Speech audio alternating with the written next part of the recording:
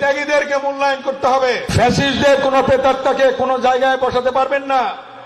যারা ত্যাগী, যারা নির্যাতন ভোগ করেছে, যারা জেল খেটেছে, যারা মামলা খেয়েছে, ঘরে ঘুমাতে পারে নাই, যারা আহত হয়েছে, তাদেরকে জায়গা করে দেবেন। কোন পতিত স্বৈরাচারের দোসররা থাকতে পারবে না। পরিষ্কার বক্তব্য। যদি ডকুমেন্ট সহ দেখাতে পারেন কেউ রাখছে, আমরা সাথে সাথে যে রাজ্য তাকে সহ